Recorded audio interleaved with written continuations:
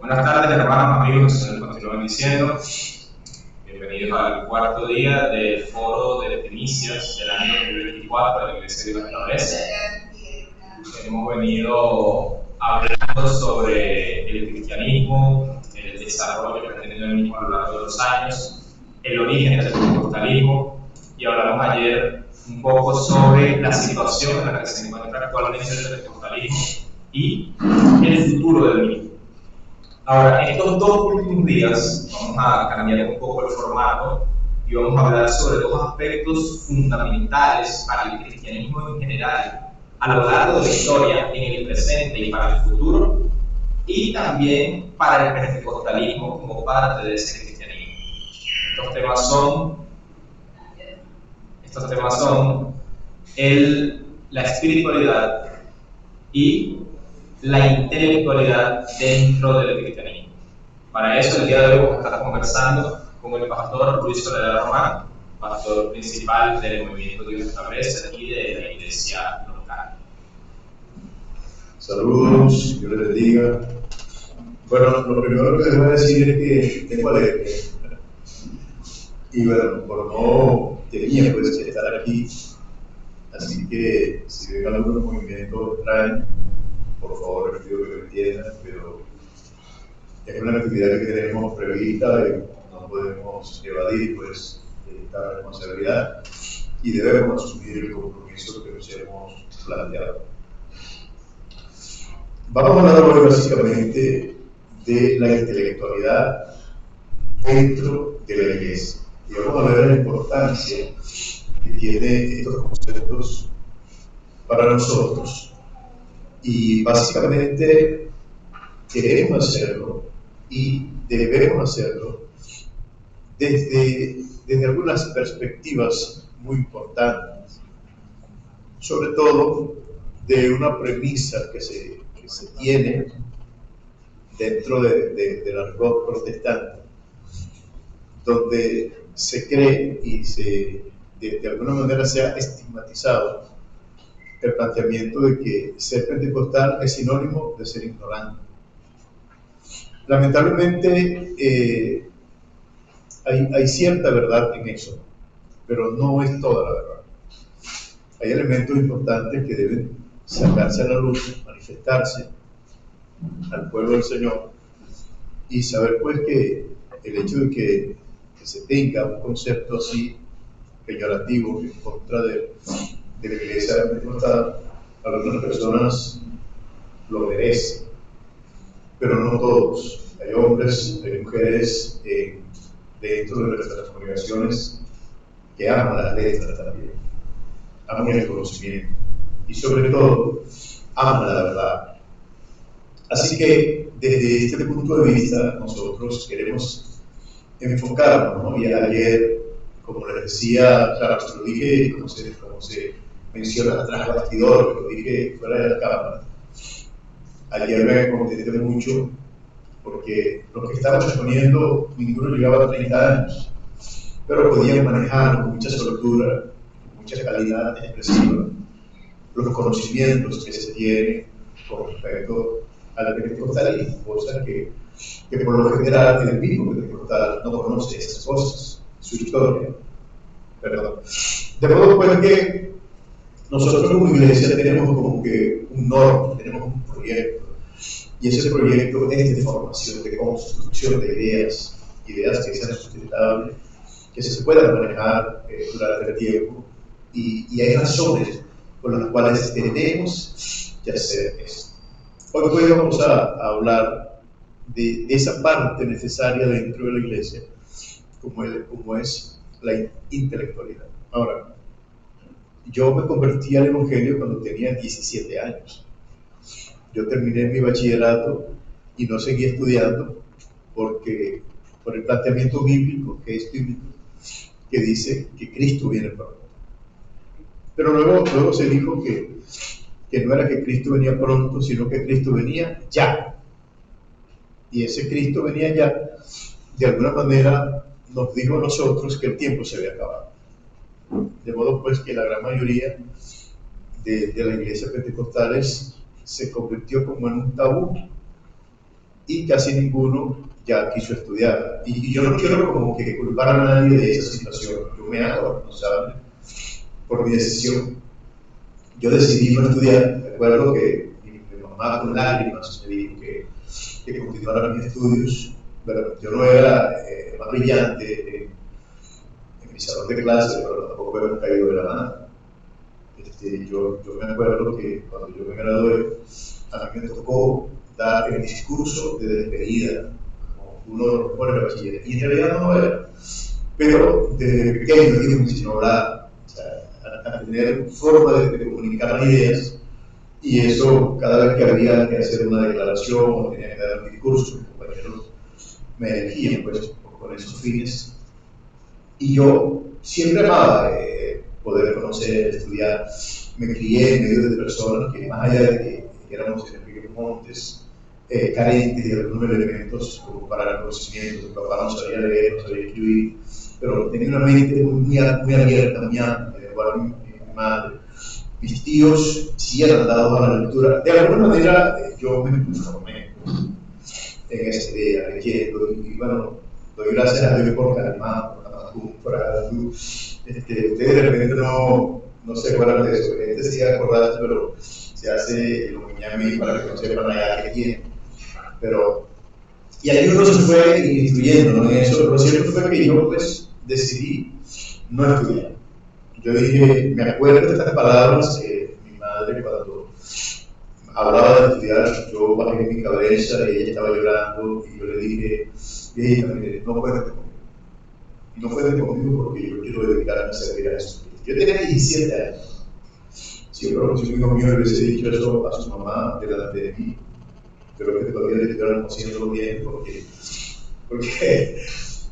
bueno, yo en realidad hoy digo, bueno, yo dije eso, mi desconocimiento, también mi pasión, mi deseo de hacer las cosas por Dios, y tal vez falta de una orientación que me dijera, pero puedes estudiar y puedes servir al Señor. El asunto era que Cristo venía ya, pero había otro elemento sobre eso, y era que la letra mata, y quien vivificaba era el Espíritu. Así que la iglesia pentecostal, pues, si tú entrabas a una iglesia y no entrabas a un carro rompiendo sillas, rompiendo la pared con la cabeza, no, estabas mal, no tenías el Espíritu Santo, no tenías a Dios, y todo se resolvía pues con una profecía. Y yo doy gracias a Dios que de alguna manera la iglesia donde creí, la iglesia donde me formé, que de alguna manera no era así, gracias a Dios, ¿no? Tenía apertura para el conocimiento del pastor. Gracias al Señor que nos permitió pues hacer algunas cosas importantes con respecto a eso. Pero la gran mayoría de las iglesias por acá tuvieron como que un antagonismo en contra del conocimiento. Y todavía pues se escucha en muchos lugares, muchos predicadores que hablan y dicen que la letra mata, que vivifica es el espíritu. Y ahorita hay algunos cristianos y hay países, y lo voy a mencionar sin ánimo de ofenderlos.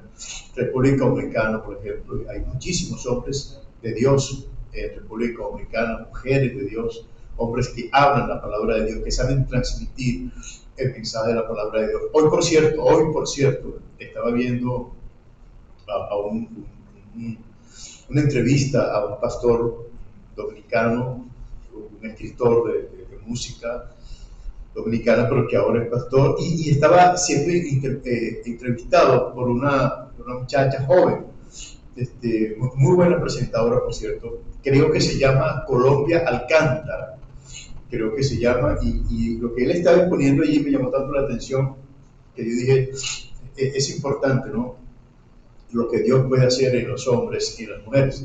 Pero lo que quiero oír es lo siguiente, ¿no? Hay un grupo de personas que se dedican solamente a dar alaridos, a dar gritos, a tirarse a un carro encima, a decir que vienen cuando les hablan, que tienen que venir todavía, que parecieran que fueran extraterrestres. Y ya eso parece como una guachafita, hermano. Eso no parece una cuestión de seriedad, de verdad, que la gente pueda decir, yo necesito hablar con alguien que me hable de Jesucristo, pero que me lo hable con verdad, que me lo hable con razón, que pueda dar razón de lo que está diciendo. De modo que entramos dentro de un pudiéramos decir, de un nivel, o bueno, entramos estamos en una generación, y estas palabras, voy a decir, tal vez puedan causarle ciertas discrepancias, ¿no?, a algunos, o yo no sé por qué pueda causar dentro de lo que me están escuchando aquí, y lo que puedan escucharme más allá.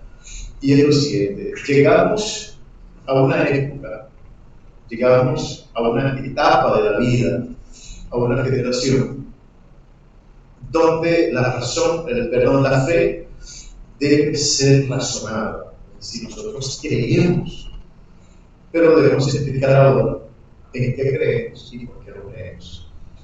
¿Qué les parece así? Usted no puede llegar y decirle a alguien: no, yo lo creo porque lo creo. Bueno, la creencia es con respecto a ti, lo crees porque lo crees. Pero hay otras personas que no se conforman con eso. Hoy, la mayoría de las iglesias, usted está sentado y hablando con personas, y son profesionales. Aquí tenemos un arquitecto, gracias al Señor por eso. Pero acá tenemos otros profesionales, aquí tenemos un profesional, aquí tenemos otro profesional, y hay muchos profesionales entre nosotros. El pastor que estaba ayer predicando acá es un profesional en idiomas, en lenguas, habla 3 idiomas, aparte del inglés, del español, del portugués, conoce el hebreo, conoce el griego, profesor de la Universidad Central de Venezuela. Israel también conoce idiomas, estudió idiomas. Abner tiene su licenciatura, aparte de eso tiene un TCO. Es decir, ya ese pensamiento de que Cristo viene ya, y lo creemos que Cristo viene, pero creemos también que la iglesia debe prepararse para dar respuestas satisfactorias y convincentes al mundo en el cual estamos viviendo. Por eso surge, pues, la necesidad de que hablemos dentro de la iglesia, de que hablemos dentro de las congregaciones, de lo que es la intelectualidad, la necesidad de la intelectualidad dentro de nosotros. Bueno, entre todos los que están aquí, yo soy uno de los más avanzados en la juventud que va hacia arriba, en la edad, y lamento, pues, no haber estudiado como mis padres querían, como a un principio yo quería, y después de que hice algunos estudios teológicos, decidí hacer otros estudios teológicos que son los que estoy haciendo en estos momentos, porque quería prepararme mejor con la parte de los idiomas originales, los cuales vino la palabra del Señor. Claro, estas cosas dentro de nuestro grupo, voy a hablarlo de esta manera, dentro de nuestro gremio pentecostal, a veces tiene sus temores, porque sentarnos a hablar como estamos ahora, esto no es natural, no es normal en una iglesia pentecostal. O sí es normal. Lo normal es que uno se pare en un púlpito, aunque la cintura le duela, o los pies, o lo que sea, y que hable duro, que dé bastante grito, porque esa es la forma de manifestar la unción. ¿No?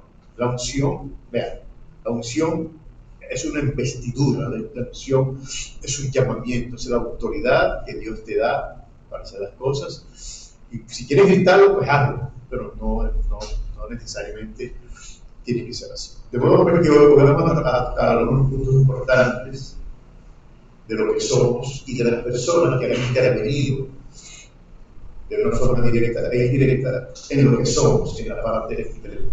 Yo creo que tú quieres entrevistarme. Entre otras cosas. Bueno, se tiene un concepto general de lo que es el intelectual, y quiero como que definamos a qué vamos a llamarlo intelectual, no sea que luego se quiera asumir que se está usando el mismo criterio que generalmente se utiliza para el intelectual, y en caso de que sí sea ese, bueno, dejar en claro que vamos a llamar intelectual, porque la idea general del intelectual es una persona que tiene un alto nivel de conocimiento en una determinada área o en varias áreas de conocimiento, pero en cuanto a este aspecto del cristianismo, ¿a qué vamos a llamar intelectual? Bueno, yo quiero por lo menos enfocar dos líneas de pensamiento. Lo primero que vamos a hablar es del conocimiento y del entendimiento. Lo segundo, del entendimiento. Todo esto basado, pues, en lo que dice Dios en su palabra, ¿no? Y por decirlo de alguna manera, el profeta Jeremías, en el capítulo 9, si no me equivoco más, ustedes pueden corroborar conmigo. Jeremías capítulo 9, versículo 23 debe ser. Vea lo que dice, y pareciera como que contraproducente, ¿no? La palabra de Jeremías allí. Y él enfoca la intelectualidad en otra dirección. Él dice así: no se alabe el sabio en su sabiduría. Estamos hablando del sabio, y un sabio pudiese ser un intelectual, pero Jeremías dice que esa no debería ser un motivo de alabanza, en tanto haya carencia de algo. Y él dice: no se alabe el sabio en su sabiduría, ni en su valentía se alabe el valiente, ni el rico se alabe en sus riquezas. De repente alteré allí algunas posiciones entre el valiente, el rico y el sabio. Pero dice Jeremías: alabes en esto el que hubiere de alabar. Pudiéramos decir nosotros, el que hubiere de alabarse a sí mismo. ¿En qué? Dice: en conocerla y en entenderla. Entonces quiere decir que Dios está enfocando la intelectualidad de la cual, en este caso, yo quiero hablar en estos momentos del conocimiento, principalmente de las cosas santas, de las cosas divinas. Pero también necesitamos conocer de las cosas que están más allá de nuestras fronteras. Cuando digo fronteras me refiero al marco donde opera la iglesia evangélica. Más allá de nuestras fronteras hay una gran cantidad de inquietudes, y que si nosotros llegamos a conocer de esas inquietudes, pues podemos dar respuestas satisfactorias a esas inquietudes. Y tenemos un ejemplo dentro de nosotros, dentro de lo que es el Evangelio, pudiéramos decir, aparte del Señor Jesucristo, nuestro paladín del conocimiento, de la justicia y de la fe, según mi punto de vista, es el apóstol Pablo. Un hombre, un polímata prácticamente, un hombre que podía manejar muchas especialidades del conocimiento, y a todas ellas dar respuestas convincentes.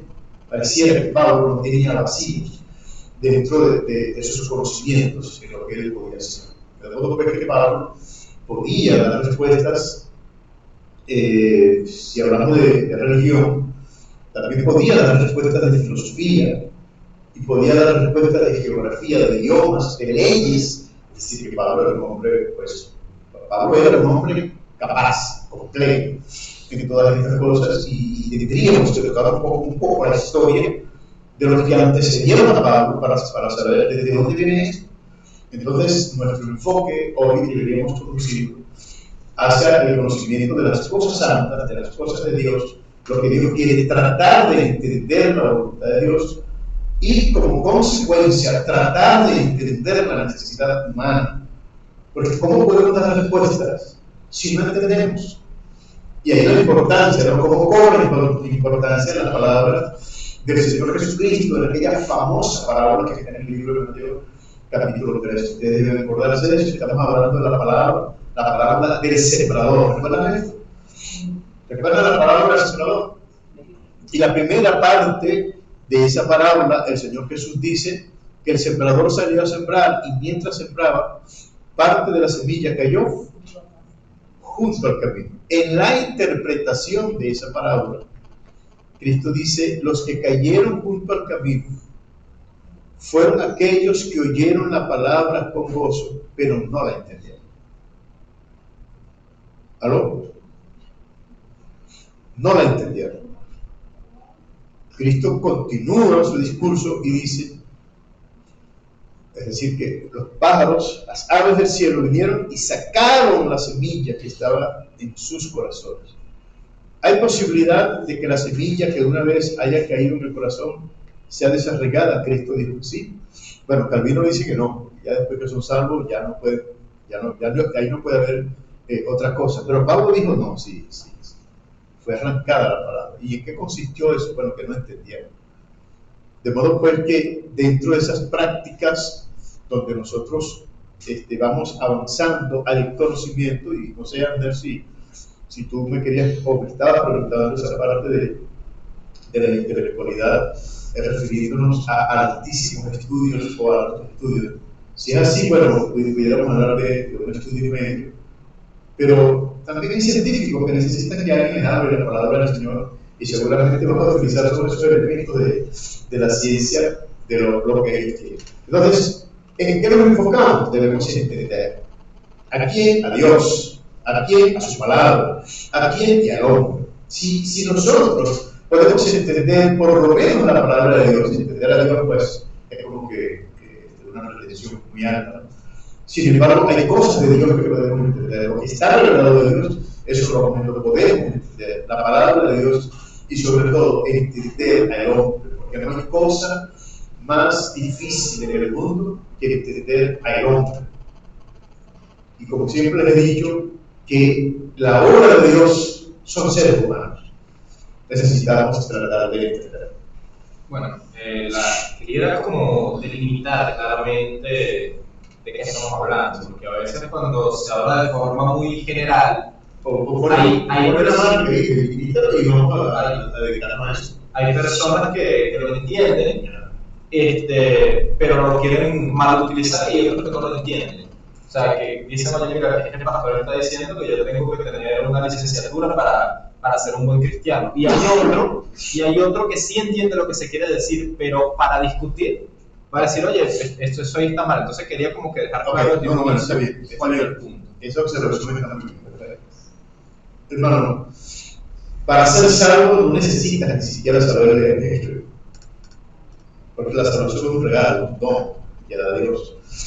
Pero para poder mantenernos dentro de un proyecto donde estamos alcanzando los hombres, sí necesitamos, y vamos a poner un ejemplo claro. Usted se da cuenta las capacidades que el pueblo judío ha logrado obtener en el transcurso del tiempo. Vea cuántos inventos ha sacado el pueblo judío. Y a veces no echamos de tratar de entender por qué ellos son así.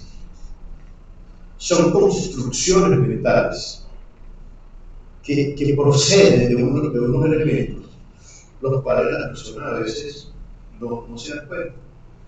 El pueblo de Israel es un pueblo que nace alrededor de un libro, y ese libro es la ley de Moisés. Ahora, en los tiempos ya cuando el pueblo hebreo comienza a caminar y a salir de sus fronteras,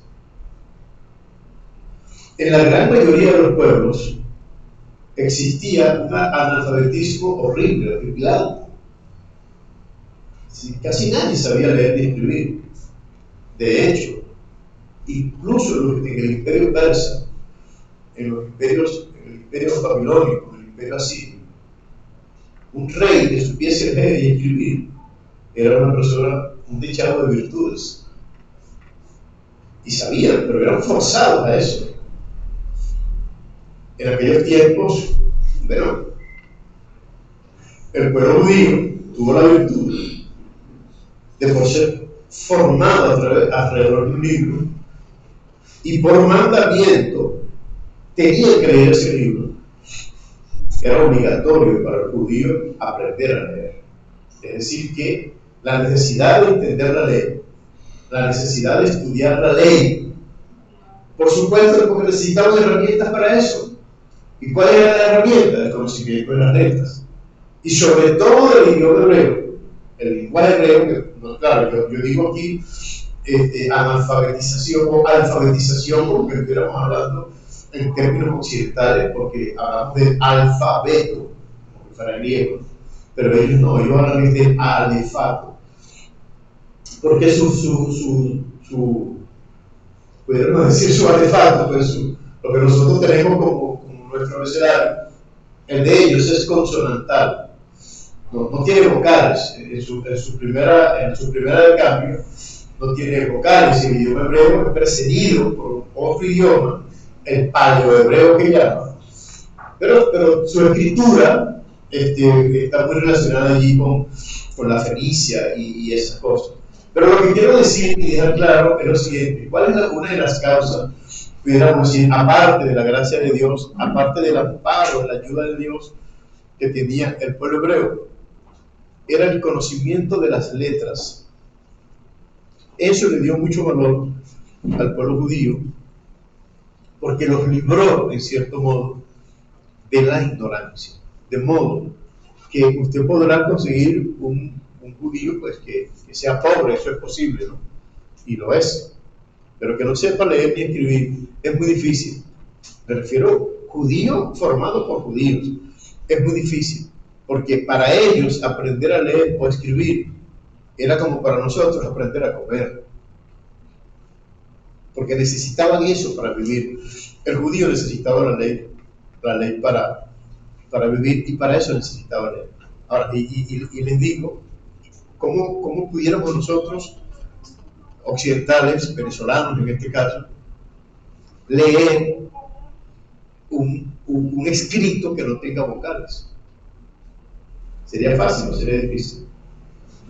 ¿Qué opinan ustedes? Bueno, ellos podían hacerlo. ¿Por qué? Porque ellos se dedicaron a pensar, a analizar, a abstraer las cosas. Y para ellos una palabra o una letra no significa lo mismo que para nosotros, tiene sentido. Además, que una letra para ellos al mismo tiempo es un número. Es decir, que mientras hablan, cuentan o cantan. Son una gran cantidad de cosas difíciles y que les era necesario la intelectualidad. El judío necesita la intelectualidad para mantenerse, y eso no es de hoy. Eso tiene, pues, digan a mi padre, desde que el mundo es mundo. Ahí es ese concepto, y hemos visto cómo este pueblo, a dónde llegaban los judíos, prosperaban. Aparte de la gracia de Dios, pero prosperaban. En Egipto prosperaron, en Babilonia prosperaron, llegaron a estar en las cortes de los reyes, se fueron a España y prosperaron, se fueron a Alemania, prosperaron, a donde fueron prosperaron, porque tienen una forma distinta de pensar, y eso lo produce, en cierto modo, la educación. Eso lo produce, hermano, la educación. Entonces, las letras tienen mucho que ver, y si nos ponemos a analizar nosotros también no vivimos alrededor de un libro. ¿El pueblo doméstico no vive alrededor de un libro? ¿Sí o no? Entonces necesitamos aprender o no necesitamos aprender. Es más fácil, y esto lo voy a decir con mucha responsabilidad y con mucho respeto. No quiero ofender a nadie con estas palabras, pero bueno, ya estamos aquí montados, tenemos que arrearlo. Hay personas que se jactan de que se convirtieron en Cristo hace 20, 30 años, son predicadores sin saber leer ni escribir. Entonces uno le dice, bueno, está bien, pues son cosas que pasan, pero en esos 30 años no has tratado de aprender. No, hermano, el Espíritu me dirige a todas partes. Con todo respeto lo que voy a decir a ustedes, para mí eso es una irresponsabilidad. Porque si usted es un hombre que maneja los escritos, si usted es un hombre que trabaja con Biblia, usted trabaja con letras, y vamos a suponer que no lo sepa todo, ¿quién de nosotros puede saberlo todo por más que tú? Nadie. Pero usted no cree que un poquito ser responsable, que un albañil por lo menos tenga una cuchara para trabajar, o que un carpintero por lo menos tenga una sierra para trabajar. ¿Tú te ríes? De hecho, se ríe y me hace reír a mí también. Pero necesitamos. Imagínense, hermano, un pelotero que va a batear. ¿Dónde va? No, a mí me dirige. Yo tengo la gracia especial. Yo me bateo con las manos, pero dale. Y que le pongan las manos rayas a que le lance o a Roger Clemens o a Pedro Martín. Bueno, le revienta los dedos y le revienta las manos. Y debería reventarse, o sea, si se pone a batear en esas condiciones. Nosotros necesitamos herramientas. Ya hablamos los días pasados del Espíritu Santo. ¿Hablamos o no hablamos? O sea, que para conocer esto, tendríamos que irnos en la secuencia de los temas que estamos hablando. Por supuesto, vamos a volver a hablar de la espiritualidad, pero no estamos evitando al Espíritu Santo, no. Necesitamos volar con dos alas. Ese fue el problema cuando los fariseos, los saduceos, le hacen aquella famosa pregunta al Señor Jesucristo, donde se habla de la resurrección, y traen su máxima. ¿Cuál es la máxima? Bueno, una mujer que mató 7 hombres. Entonces ellos le dicen, y en el reino de los cielos, ¿de quién será esa mujer? Y Cristo le dijo una palabra que para mí como que abre las puertas y cierra la ignorancia. Cristo dice, mira, el ave tiene 2 alas, como lo que le digo, el ave tiene 2 alas. Y ustedes hierran por ignoran 2 cosas estructurales, fundamentales. Ignoran las escrituras e ignoran el poder de Dios. Entonces a veces nos encontramos en la iglesia, donde está el poder de Dios, gloria al Señor por eso, agradecemos a Dios por eso, pero aborrecen las escrituras. Si nos vamos para el otro lado, tenemos a los grupos que aman a las escrituras, pero aborrecen la manifestación del Espíritu Santo. Ninguna de esas 2 áreas va a ser fructífera, nunca va a levantar el vuelo. Necesitamos construir pensamientos que reconozcan la verdad de Dios a través de la presencia del Espíritu Santo y sus dones, y a través de la verdad de la palabra de Dios. Entonces, estas son cosas muy puntuales. Necesitamos construir esa idea. Los judíos nos han enseñado eso. Y ahorita vamos a hablar un poquito de cómo el judaísmo ha penetrado en los tiempos pudiéramos hablar del primer siglo o del segundo siglo antes de Cristo hasta el primer siglo después de Cristo, y de allí pues hasta nuestros días, como el judaísmo sentó bases para que de alguna manera el cristianismo fuera lo que es hoy. Bueno, ahí surge automáticamente la pregunta. Otra pregunta, vamos allá. Bueno, si funciona la conversación. Se puede plantear de forma teórica, ¿no? Porque hasta ahora hemos planteado teoría, que es necesaria la intelectualidad dentro de la iglesia, ¿no? Sí, pero hay evidencias que yo creo que las hay también. Sí. Pero ¿qué evidencias podemos mostrar de que la intelectualidad ha sido necesaria, incluso parte fundamental del desarrollo del evangelio en estos 2000 años? O sea, de repente podemos ir, como dice, que un poco más atrás, aún antes de empezar el evangelio como tal, porque hubieron intelectuales que sin ser cristianos y sin querer apoyaron y facilitaron el nacimiento del evangelio. Pero ¿cuál ha sido la labor de la intelectualidad a lo largo de la historia del cristianismo? Ok, bueno, tú o me leíste el libro o me leíste la mente, ¿verdad? Porque eso lo tengo por ahí anotado un poquito. Vea la importancia de esto. No leo eso. Y sería bueno que tomen nota para que busquen esto que les voy a decir. Aproximadamente en el año 80, 70 antes de Cristo, tal vez un poquito antes, un poquito más, no tengo la fecha exacta. Surge un hombre, un maestro fariseo dentro del judaísmo llamado Hillel. Casualmente ese Hillel viene siendo abuelo de Gamaliel. Y en ese tiempo había 2 escuelas entre los fariseos, porque los fariseos tenían muchas escuelas, ellos tenían ramificaciones, pero las 2 más poderosas que existían era de un maestro llamado Shammai, que era una línea más dura, y un maestro llamado Hillel, una línea un poco más abierta, un pensamiento un poco más abierto que la de Shammai. Ese Hillel se le conocía como Hillel el Viejo, también le decían algunos Hillel el Sabio.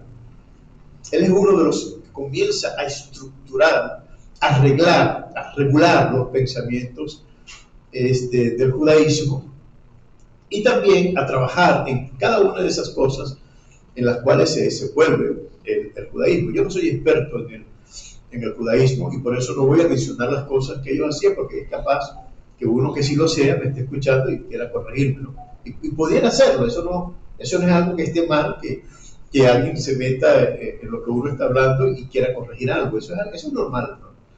Eso es normal, de verdad que eso es normal. Ok, ese Hillel es fariseo, igual que Shammai. Pero vamos a analizar un poquito, Abner, vamos a regresar un poquito cómo el judaísmo llega, por decir algo, a Babilonia. hablando de 500 años antes de Cristo, aproximadamente 500 años antes de Cristo. Y ya antes los asirios habían cautivado a las tribus del norte, pero no voy a hablar mucho de eso, voy a hablar de las tribus del sur, donde está lo que se conoce como Judea en este caso.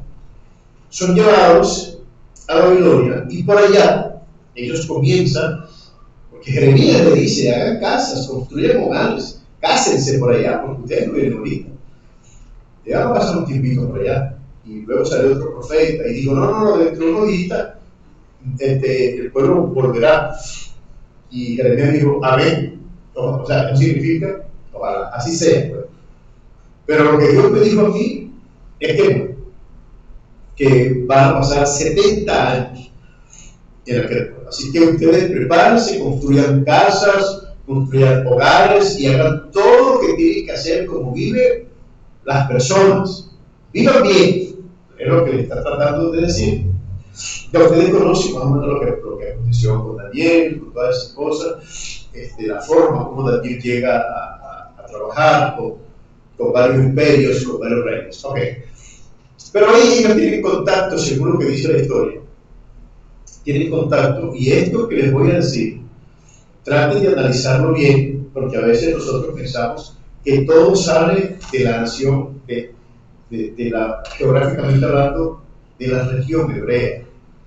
Pero no, hay trasfondos un poco más lejanos, y es, por ejemplo, voy a hablarles de la religión del Zoroastro. El zoroastrismo, profeta, se levantó, según se cree, 1000 años antes de Jesucristo, llamado Zoroastro, y bueno, no voy a hurgar mucho por allá. Y el zoroastrismo exponía como parte de su religión, ellos hablaban de la resurrección, de la existencia de los ángeles, una vida después de la muerte. Y casualmente ustedes recuerdan lo que pasó con los amigos de Daniel en el foso en el horno de fuego, ¿recuerdan? Ustedes se dan cuenta que ahí dice que Nabucodonosor se quedó mirando y preguntó y dijo, ¿cuántas personas lanzaron en el horno? Ellos dijeron 3, y él dijo, pero yo veo 4. Pero ¿qué me llama la atención de esa declaración de Nabucodonosor? Que él dice, y el cuarto es muy parecido al hijo de los dioses. Vean el artículo que define a la palabra, a ese sustantivo hijo, a el hijo de los dioses. No está hablando a un hijo de los dioses, sino a el hijo de los dioses. Entonces, y esa palabra, el hijo de Dios, tiene mucha fuerza para el pueblo judío. De modo pues que se cree que el fariseísmo, de alguna manera, aunque el fariseísmo se data de aproximadamente el año 170 antes de Cristo, pero es un vacío pues en ese espacio, y una saga que hay, no se llamaban fariseos, pero sí había una conexión con esos acontecimientos, y ellos construyen una idea. Ok. En ese punto donde dice la diferencia entre el hijo de los dioses y un hijo de los dioses, el asunto es que cuando por lo menos uno ve a una persona y uno dice, oye, ese parece hijo de fulano, uno está diciendo, por sus rasgos, yo lo asemejo a fulano. Ahora cuando uno dice, ese parece el hijo de fulano, estoy hablando de un hijo que yo conozco. O sea, ya yo he visto al hijo de fulano y ese se parece a el hijo de fulano. Entonces la diferencia es esa, cuando ellos están diciendo, cuando él está diciendo se parece a el hijo de los dioses, está diciendo se parece a un personaje que ya lo conozco. O sea, ya los babilonios tenían una idea de que había un hijo de los dioses. Sí, hay un referente. Y casualmente, hermano, quien se dedica a ese tipo de estudios son los fariseos. Y bueno, pudiéramos decir, bueno, y entonces esos enfrentamientos que tenía Jesús con los fariseos, pero que Jesús no era el enemigo de los fariseos. Jesús está contraviniendo la forma que tenían ellos de interpretar, y por eso Jesús se ve la obligación de reinterpretar las leyes. Pero Mateo, por decir algo, Mateo capítulo 23, versículo 1 en adelante, habla muy bien de los fariseos. ¿Pero por qué? Por la intelectualidad. Es por la intelectualidad. Y analice lo que dice. Analice lo que dice el Señor, bien. En la cátedra de Moisés se sientan los escribas y los fariseos, de modo que lo que ellos digan que hagan, hagan. Es importante que Jesús nunca se sienta a debatir. O sea, en todos los evangelios no se consigue Jesús debatiendo. Jesús siempre habla desde la autoridad, corrigiendo, enseñando como un padre. Como un maestro. Como un maestro. Como un maestro. Él nunca está, mira, siéntate que vamos a pelear. Entonces no se puede ver como a Jesús como enemigo de los fariseos, sino como alguien que los está formando, los está enseñando. Por supuesto, ellos lo van a ver así, porque es un maestro, un maestro joven, un nuevo maestro, tratando de rebatir planteamientos de antiguos maestros que no eran cualquier maestro.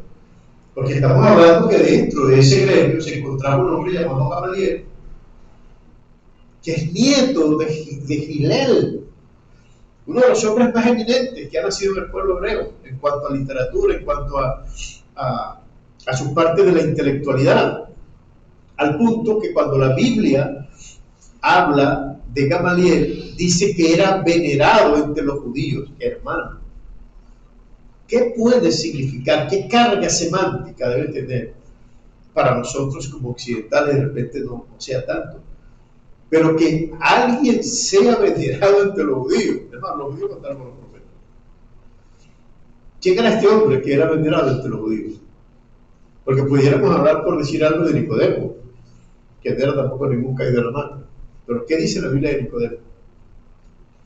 Dice que era un príncipe entre los judíos, un principal entre los judíos.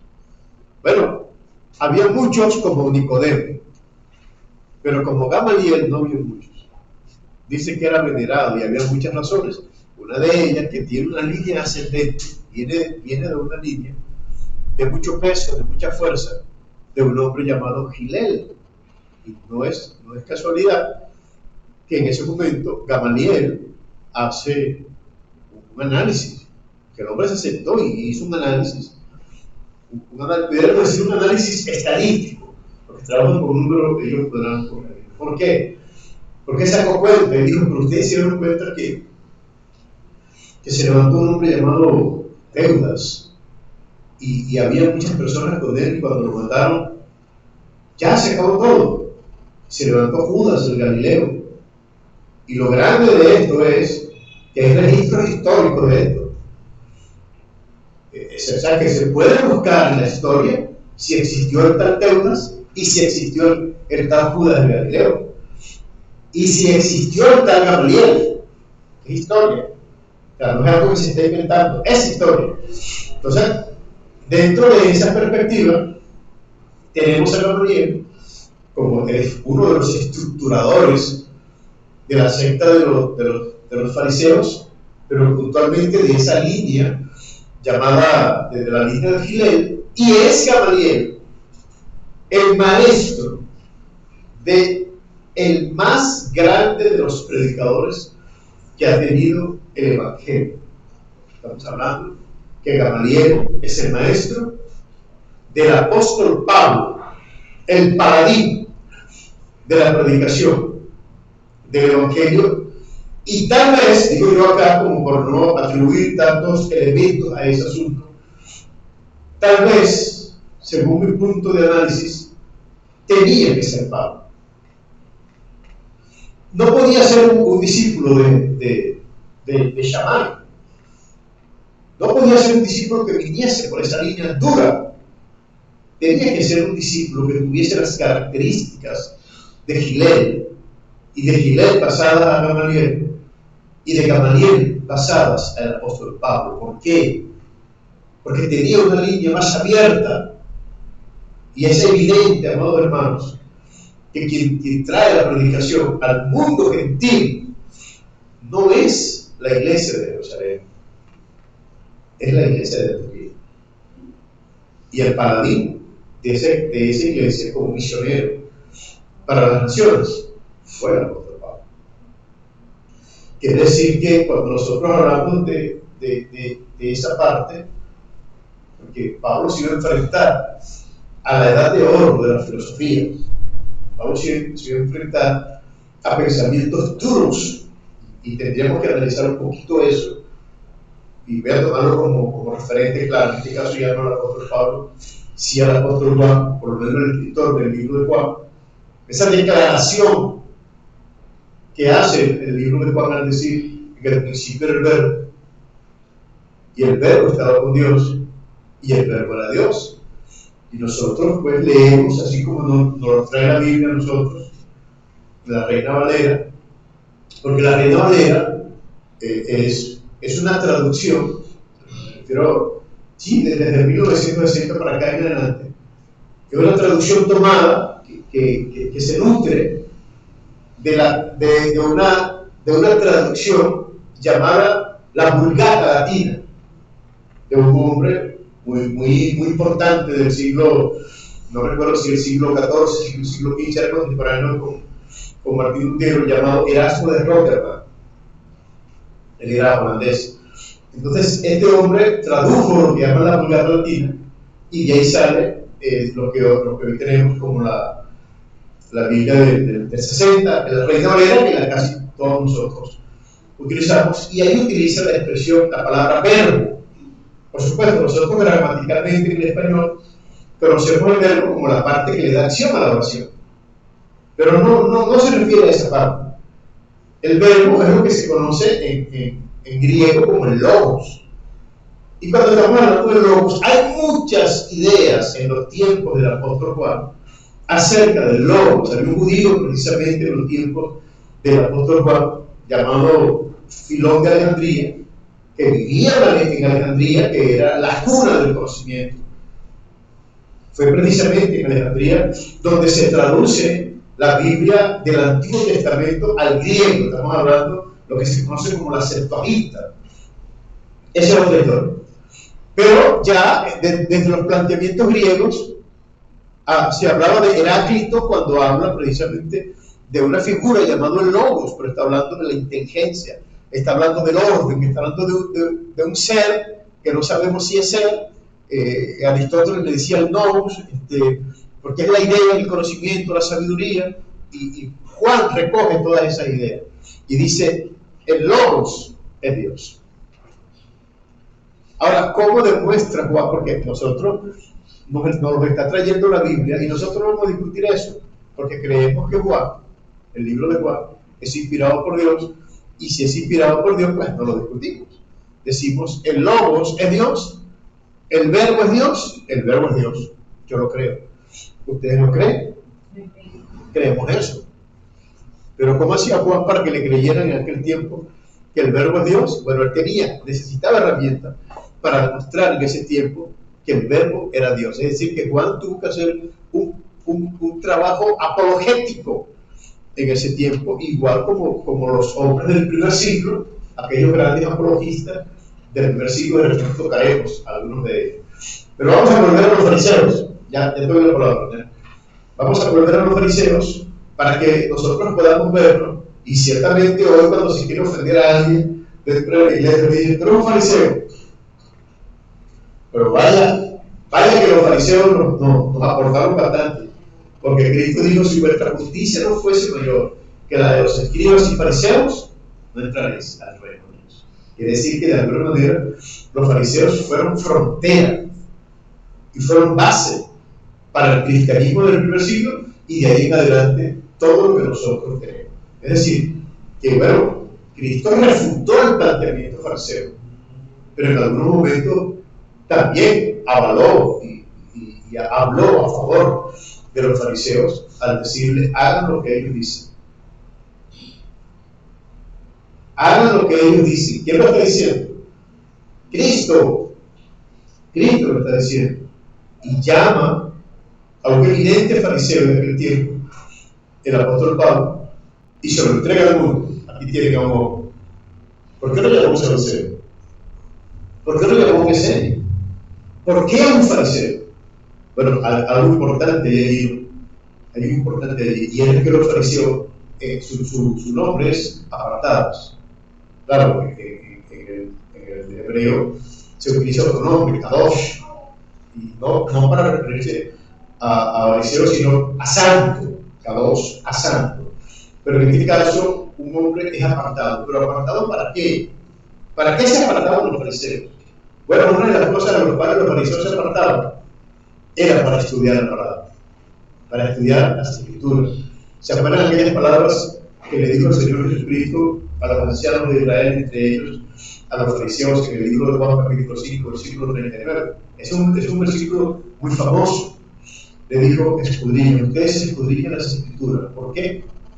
Porque les parece que en ellas está la vida eterna. Es decir, que más allá pues, de los errores que podamos encontrar en los fariseos, que eran muchos, también había buena intención, querían estudiar para alcanzar la vida eterna. ¿Quién le enseñó a ellos que la vida eterna se alcanzaba? También con el conocimiento, pero con el conocimiento de la palabra. Y luego el Señor Jesús, en Juan capítulo 17, versículo 17, le dice a Dios, refiriéndose a nosotros, refiriéndose a la iglesia, le dice: santifícalos en tu verdad. ¿Pero cuál verdad? Dice: tu palabra es verdad. ¿Entendés? Quiero tocar un puntico primero de logos, como para hacer la separación de que no es que el apóstol Juan toma una idea pagana, ¿no? Sino que el logos era algo que los griegos estaban buscando. Es decir, estaban tratando de entender qué era la esencia del universo. Y Juan, palabras más, palabras menos, le dice: no den tantas vueltas, el logos es Dios. O sea, no fue que Juan agarró un Dios pagano y dijo: este es Dios, no. Les digo, esa esencia creadora de todo que ustedes están buscando, porque se supone que ellos, aún creyendo en sus dioses, decían: si los dioses son como nosotros, toman, ven, que ahí había una discusión si podían ser o no, y por eso muere Sócrates.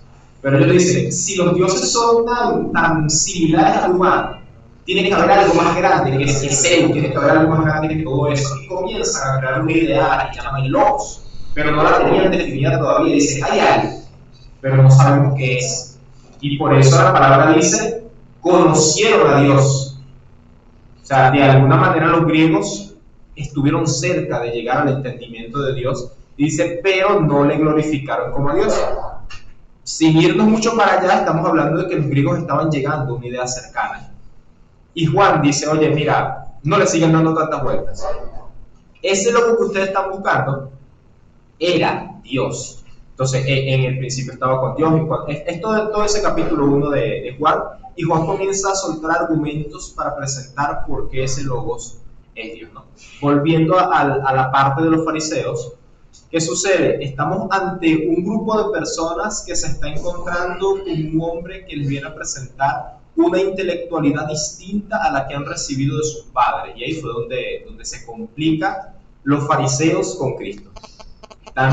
Son personas que han estudiado la Escritura, pero el estudio de las Escrituras suele venir acompañado de la carga impositiva del que enseña. Es decir, aún aquí, el que está enseñando, el que está formando en cualquier sitio, lleva una autoridad implícita donde gran parte de lo que esa persona dice se asume cierto. Entonces, eso llevó a los fariseos a que, más allá del sentido que pudiera tener lo que Cristo les estaba presentando, ellos dicen: oye, pero tenemos miles de años, nuestros padres enseñándonos esto, y tú vienes a presentarnos algo distinto. Y ahí fue donde se complicaron. Pero en cuanto a su búsqueda de entender a Dios, buscaban más que mucha gente hoy en día. En cuanto a su intención de hacer lo correcto, lo hacían más que mucha gente hoy en día. Y es importante que transformemos nuestra idea que tenemos de los fariseos.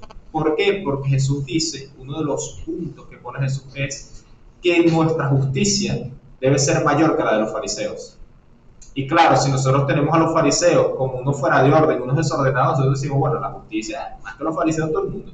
Ahora, si nosotros asumimos a los fariseos como unas personas que estudiaban, que investigaban, que se preparaban para agradar a Dios, decimos: oye, hay que prepararse muy bien para ser mejor que los fariseos. Hay que leer, hay que tratar de entender a Dios, hay que acercarse a Dios para poder superar a los fariseos. Ya está volviendo el entrevistado. Ok, entonces, dentro de ese punto de los fariseos, ¿cómo? Ya llevamos, nos quedan 50 minutos. Pero podemos darle la parte de las preguntas y entramos en la otra parte. Ok, hay preguntas en cuanto a este punto, hasta esta parte que hemos hablado hasta ahora. ¿Alguna pregunta que quieran hacer? Para ir avanzando un poco en el espectro de tiempo. Correcto. ¿No tienen preguntas? Sí. Okay. Bueno, dentro de estas cosas, ¿no? Nosotros, por lo general, estigmatizamos mucho las cosas y todo lo metemos dentro de los mismos sacos. Y por el hecho de que no tratamos de dar razón de las cosas. Por eso metemos todo dentro. ¿Quién de ustedes que se le diga fariseo se sentirá bien? ¿Tú te sentirías bien? Que te dijeran fariseo. Sí, claro. De repente, si te lo dice alguien que tiene un concepto claro de lo que es fariseo, no te sientes mal. Pero la gran mayoría de los que utiliza el nombre fariseo lo hace peyorativamente. Y no es que sea, que vamos a hablar mucho, pero bueno, tenemos que dar honra a lo que merece honra. Cristo dijo: óiganos. Es un mandamiento: óiganos, oigan los fariseos. Y hagan lo que ellos dicen. Pero ¿cuál es la razón? Por su intelectualidad. ¿Por qué? Porque se sientan en la cátedra de Moisés. ¿Qué es una cátedra? Es bueno analizar eso. Una cátedra es un asiento. Usted se da cuenta que en las iglesias muy grandes se le dice catedral, ¿verdad? ¿Sabe por qué? Porque se supone que ahí hay un trono.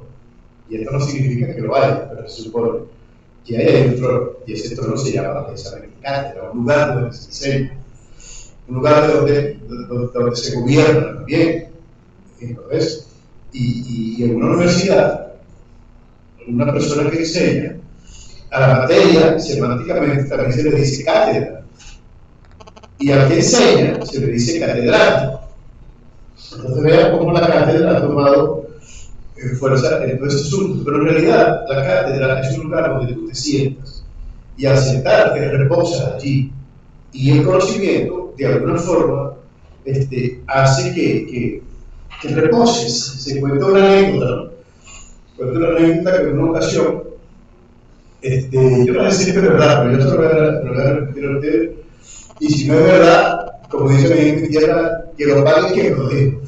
Pero yo voy a repetirlo así. Se cuenta que en un sitio, un lugar X de Estados Unidos de Norteamérica, había un señor tratando de arreglar un carro, un vehículo, y no podía dar con la falla. Y pasó otro, y se detuvo más adelante, se regresó, y le dijo, le preguntó qué era la falla que presentaba el carro. Entonces le digo que tratara de dar con el switch para decir si prendía. Y cuando le dio y no prendió, él le dijo: ya, no le des más. Muévele esto aquí, hazle esto y ya. Y cuando hizo eso, prendió. Y el tipo le preguntó: ¿quién tú eres? Le digo: yo soy Henry Ford. Henry Ford, el empresario que formó la empresa Ford. Claro, yo no voy a decir que él sea un ingeniero, no sé qué él era, si era ingeniero, qué era, ¿no? Pero algún conocimiento debía tener. Entonces, el conocimiento es un lugar donde tú reposas, no debes confiar en él, porque ciertamente el conocimiento mal utilizado, dice el apóstol Pablo cuando le escribe a los Corintios, que el conocimiento envanece, y lamentablemente hay algunos fariseos que se envanecieron por el conocimiento, como hay algunos evangélicos que se han envanecido por el conocimiento. Eso es algo que... Pero lo que sí les puedo decir con certeza, y es que siempre la ignorancia estará subordinada al conocimiento. Siempre. Los alumnos están subordinados a los profesores. ¿Es así o no es así? Es así. Entonces, desde ese punto de vista, vemos cómo hasta los días de Pablo el fariseo, cómo estuvo defendido el Evangelio de Jesucristo, más allá de que había otros apóstoles. Pero si usted se pone a analizar, hermano, esos apóstoles del Señor Jesús, la gran mayoría, por no decir todos, tenían tendencias fariseas. Voy a poner un ejemplo. ¿Los saduceos creían en la resurrección? No. ¿Quién creía en la resurrección? Fariseo. Los fariseos. Ok. Vean aquel pasaje de Juan capítulo 11. Cristo le dice a Marta, tu hermano vivirá. Y Marta le dijo, yo sé que resucitará, pero en el día postrero. ¿Usted no les parece eso extraño? ¿Qué les parece extraño eso? Que ya Marta manejaba la información de la resurrección. ¿Quién le dio esa información? ¿Serían los saduceos? ¿O serían los fariseos?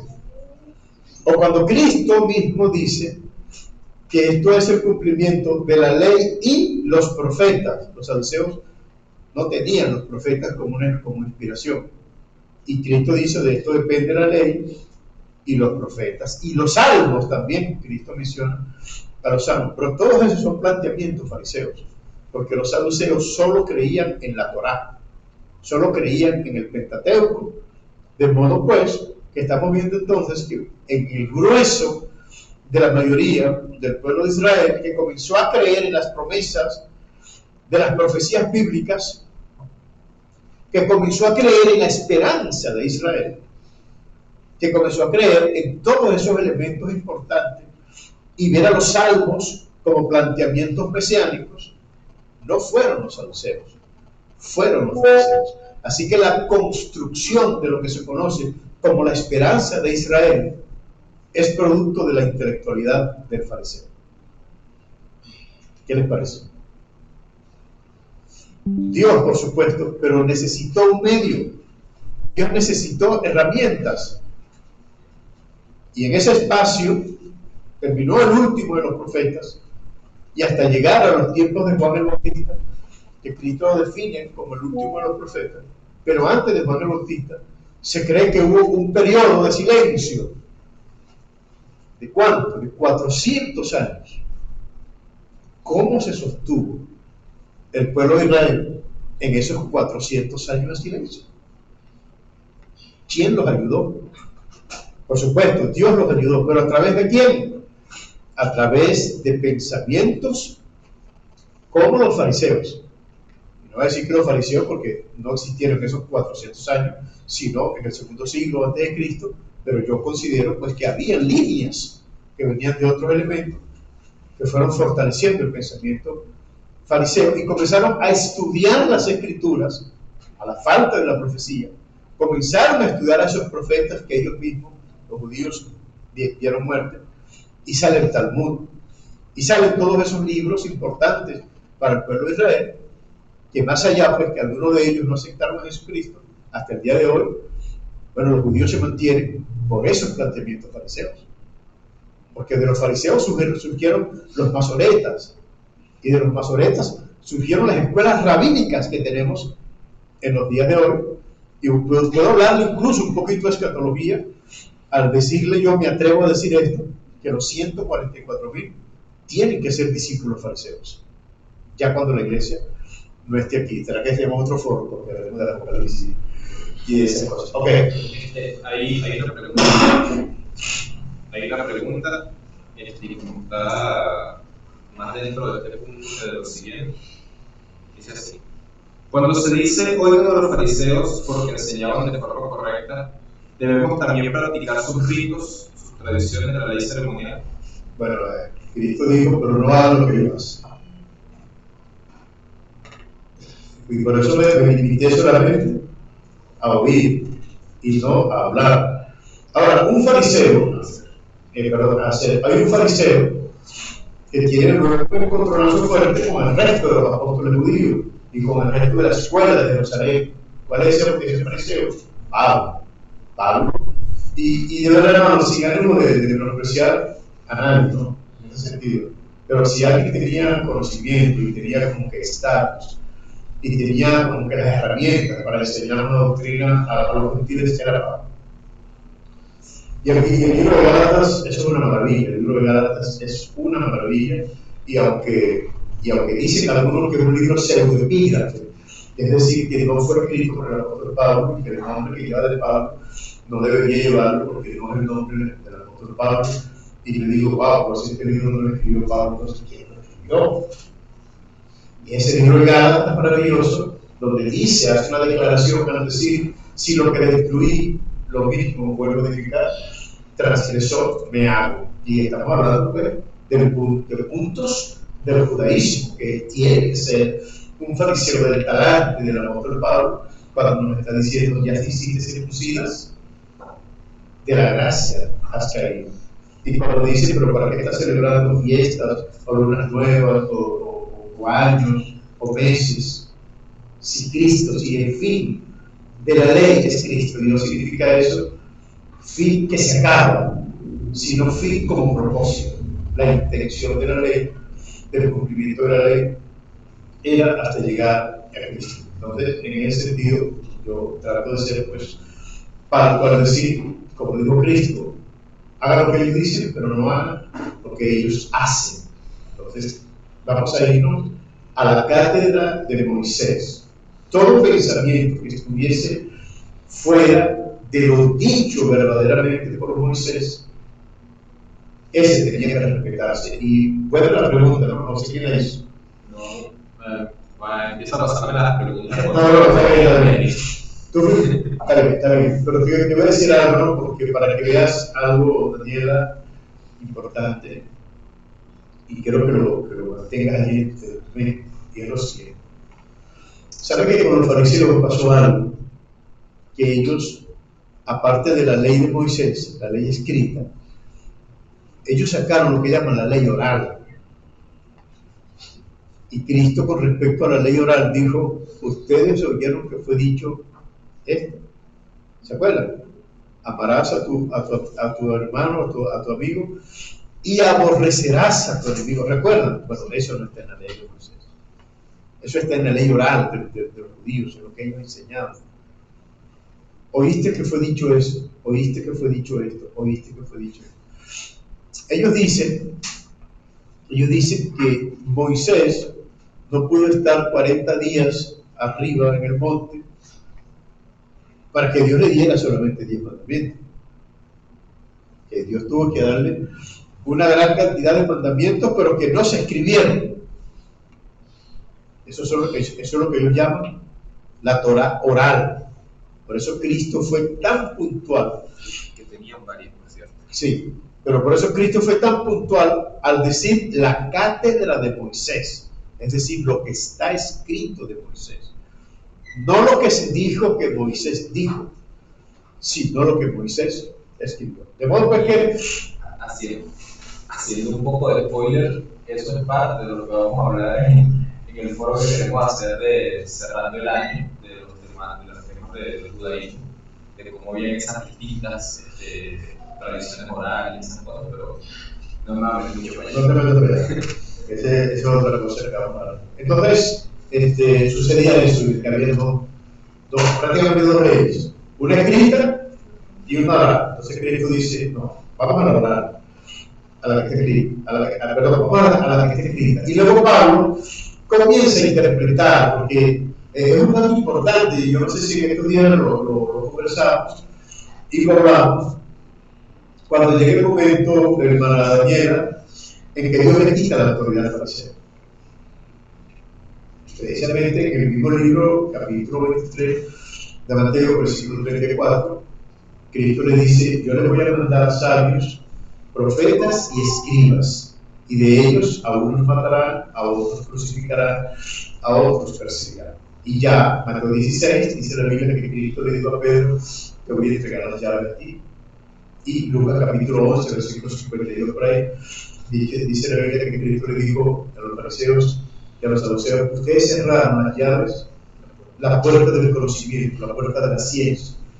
Y le dijo en el capítulo 24, versículo 13, a los fariseos, ustedes cierran las puertas del cielo, ni entran ustedes, ni dejan entrar a los que quieren entrar. Y Mateo capítulo 21, por allá, los últimos versículos, donde dice la Biblia, el reino de los cielos es quitado a ustedes y dado a un pueblo que produzca los frutos del reino de Dios. Entonces quiere decir que llega el momento en que las llaves se le quitaron a los fariseos, ¿y a qué se le entregaron? A la iglesia. Aquí están las llaves del reino de los cielos. Ahora lo tiene la iglesia, pero a través de la información que nos trajeron los apóstoles. Por eso dice la Biblia, edificados sobre el fundamento de los apóstoles y profetas, siendo la principal piedra del ángulo Jesucristo mismo. Ya se acabó. Ya se acabó con los fariseos. Respetamos el trabajo que ellos hicieron.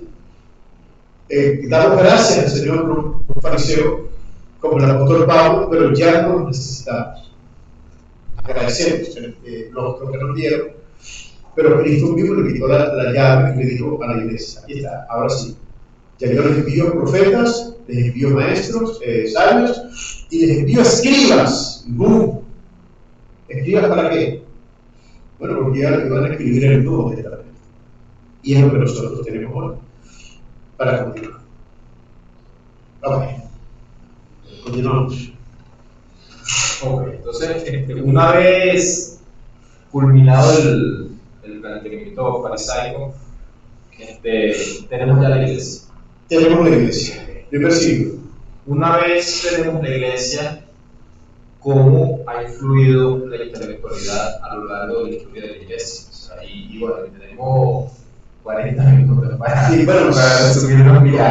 Correcto. Vamos a ver cómo lo hacemos. Y aquí quizás, bueno, porque tendríamos que tocar un poco también, quizás por unos 5 minutos de si lo vamos a necesitar a futuro. Bueno, eso tenemos que dicho ya. Vean, una vez que la iglesia se establece, se funda, la iglesia nace en un nido de avispa. La iglesia nació en la parte, pudiéramos decir, en la edad más baja y depravada de la religiosidad hebrea. ¿Por qué? Bueno, porque tenemos la forma del saduceísmo helenizado, politizado, al punto pues que los saduceos ya tenían, como los sacerdotes, tenían 2 sacerdotes. Eso no es imposible. La ley manda que solamente tiene que haber un solo sumo sacerdote. Pero ellos tenían 2, que de paso eran familiares, eran yernos el uno del otro, o suegros, o algo así por el estilo, ¿no? Entonces, en ese momento, cuando nace el Señor Jesucristo, llega la restauración de todos esos elementos, aparece el apóstol Pablo, comienza a predicar en esas regiones de Asia Menor, pasa a las regiones de Europa, que Pablo no solamente predicó en Asia Menor, lo que se conoce como Turquía hoy, sino que pasa también a la parte de Grecia, Italia, incluso a la parte norte de Grecia, Macedonia, la parte de Acaya, o sea, un lugar geográficamente hablando, pues muy importante. Y apunta Pablo para ir hacia España. O sea, Pablo estaba comprometido verdaderamente con la evangelización del mundo.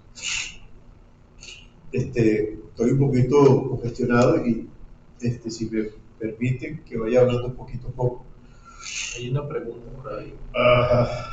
No sé si la leo mientras se arregla la respiración. Ok, haz la pregunta o manténla y déjame. Ya le he hecho. Ok. Bueno. Voy a ir leyendo la pregunta. Decir otro negro que se Ok. La pregunta dice así: en el sentido de intelectualidad, tenemos el problema de los que leen la Biblia e intentan memorizarla, pero no se esfuerzan por entenderla más allá de lo literalmente escrito. ¿Qué opinión se merece este punto? Un momento, y si no regresan, comienzo a responder yo.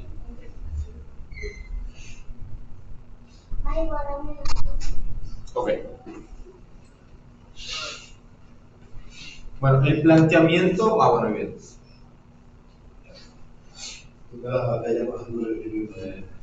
Evidencia de que el programa se está haciendo en vivo.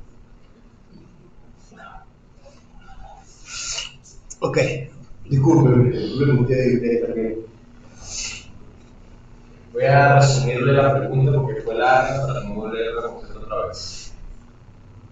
Tenemos hermanos que se esfuerzan quizás en aprenderse la Biblia entera, de memoria, pero no pasan de la memorización al entendimiento, a la comprensión. ¿En qué punto se colocan esas personas? O sea, ¿se le considera también dentro de lo que llamamos intelectualidad? ¿O eso no entra dentro de todas las características? No puede entrar dentro del punto que ya hablamos, ¿no? Que la cuestión consistía en conocer y entender. Conoce. Pero es porque no tratan de entender. Ahora, hay un versículo muy importante que está en el libro de Apocalipsis, capítulo 1, versículo 3. Si alguien lo puede ver textualmente, yo solo voy a decirlo. Dice: bienaventurado el que oye, el que lee y el que hace las palabras de esta profecía, porque el tiempo está cerca. Corrígame si es así, por favor. ¿Es así? Dice: bienaventurado el que lee y los que oyen las palabras de esta profecía y guardan las cosas en ella escritas, porque el tiempo está cerca. Ok, yo pienso que ahí, gracias Daniel, yo pienso que ahí Daniel está bastante explicado, muy bien distribuido el asunto de cómo debe ser. El que no sabe leer, pues oye. Pero el que sabe leer, lee. Y una vez que lo lee, lo pone en práctica, practica eso que está allí. Y yo no puedo saber algo, yo no puedo ponerlo en práctica, porque entonces mi intelectualidad no tiene sentido. El sentido más allá de saber es hacer, pues, esa no funciona. Tratar de entender como para lograr el objetivo de lo que se quiere. Entonces, necesitamos guardar esos conceptos. ¿Cómo? Y utilizando las palabras del profeta Jeremías. Conocer y entender. O sea, mi intelectualidad tiene que estar orientada a conocer a Dios y a entender lo que de Dios se desprende, lo que de Dios deriva. Su palabra, ¿y qué más hablamos? Lo que se acuerdan de lo que hablamos al principio, que debemos tratar de conocer a Dios, a su palabra y a qué más, y al hombre. Perdón, hermano, y al hombre, está haciendo mucho ruido con la nariz. Ok. Cambiamos eso. Te agarra todo el sonido, sin condensador. Ok, vamos a continuar, ¿no? Donde quedamos. Siglo I, el apóstol Pablo ya no está, y quedan los discípulos, pero pareciera que los discípulos que como que más comienzan a manifestarse allí en lo que comienza a formarse dentro del mundo, desde el oriental hacia el occidental, la historia del pensamiento cristiano. Eso es importantísimo. De hecho, voy a hacerle como que cierta propaganda a un libro que tiene, creo que son 3 tomos. Se llama así: Historia del pensamiento cristiano, escrito por un cubano llamado Justo González. Y hay otro libro llamado Historia del cristianismo, escrito también por Justo González. Quiero hablar de eso porque él habla de los primeros apologistas que se manifiestan en la iglesia, y entre esos primeros apologistas está uno llamado Justino Mártir. Justino Mártir, me supongo, si no me equivoco, vivió en el siglo II después de Cristo, en los tiempos de un emperador llamado Marco Aurelio, que se le conocía como el Sabio. Era un filósofo, trataba de conocer la filosofía, creo que era estoico, hombre de mucho conocimiento. Sin embargo, no dejaba de ser romano, no dejaba de ser fetichista y vivir de acuerdo a esos planteamientos de esoterismo y todas esas cosas. Por cierto, en ese tiempo surge lo que llaman la peste antonina. La peste antonina es como una, no recuerdo si también se le conocía como la peste negra, ¿no? Y se culpó a los cristianos, que ellos fueron los que trajeron esa peste. Y él creyó eso y comenzó a perseguir a los cristianos y a los cristianos. En ese tiempo, por defender los pensamientos cristianos, estaba Justino Mártir como uno de los primeros hombres que comenzaron a defender el planteamiento cristiano. Pero antes de él hubieron otros, como Ignacio de Antioquía, estaba un hombre llamado Arístides, si no me acuerdo mal, que fue uno de los primeros apologistas, ¿no?, de lo que es el Evangelio de Jesucristo. ¿Qué es lo que estaba pasando en ese tiempo? La Biblia dice que Dios es uno. Los judíos mantienen esa idea de que Dios es uno. Pero surge un problema entonces en el primer siglo, porque los cristianos están predicando a Dios el Padre y a Dios el Hijo. De modo porque los filósofos, los pensadores, dicen, pero, ¿y esto no es politeísmo? Ustedes mismos están enredados. Claro, ¿qué es? Ustedes están enredados, porque esto es politeísmo, ¿no? Ahora, dentro por decir algo, en Alejandría, que se movía mucho una religión persa llamada el maniqueísmo, y el maniqueísmo es dualista. Un dualismo entre lo bueno y lo malo, distinto al dualismo platónico que es el cuerpo y alma, por decir algo. Este dualismo era entre lo bueno y lo malo. Por cierto, uno de los grandes pensadores del cristianismo del siglo IV, llamado Agustín de Hipona, escritor de uno de los libros más célebres con respecto al cristianismo, llamado La Ciudad de Dios, fue comenzado a escribir en el año 390 y algo, no, 411 después de Cristo. Surge como producto de la caída de Roma en ese tiempo, 390 y algo, conquistada por un Alarico, creo que fue el conquistador de Roma. Ok, entonces Agustín de Hipona tuvo que explicar, porque se le estaba echando la culpa también, a que los romanos habían dejado de adorar a sus dioses para adorar al Dios cristiano, y por eso vino esta destrucción. Pero ya estamos hablando del siglo IV. Y yo me estoy refiriendo como para hacer mención a Agustín de Hipona, un gran pensador cristiano, que la Iglesia Católica pues lo llama el doctor de la gracia, a Agustín de Hipona, pero que casualmente él fue maniqueo, es decir, vivió pues en esos pensamientos de Uthman, que era un pensador persa, pero que hoy en la actualidad es Irán. Por otro punto, se creía entonces, bueno, que si los cristianos no creían en otro Dios, ¿por qué estaban diciendo que Jesucristo también era Dios cuando ya eso era politeísmo? O sea, vea con los problemas que comienza a enfrentarse ya la iglesia del primer siglo, hermano. Necesitaban grandes pensadores para dar respuesta a esas cosas. ¿Qué utilizaron ellos para defender al cristianismo en ese tiempo, más allá de la teología? Bueno, utilizaron las herramientas que ellos tenían. Utilizaron la filosofía. La filosofía para darle cuerpo a la teología. ¿Por qué? Porque la teología solamente estaba dentro de esos conceptos monoteístas en el pueblo de Israel, que tampoco fue que Israel fue monoteísta toda la vida. Ustedes han leído el libro de los Jueces y han visto cómo era el carácter politeísta del pueblo de Israel. Pero en ese tiempo, los judíos no quieren adorar al César porque no pueden adorar a otro Dios que no sea Dios, cosa que nosotros sabemos que es así, y respetamos, pero ahora están introduciendo la adoración a otro Dios, en este caso al Hijo de Dios.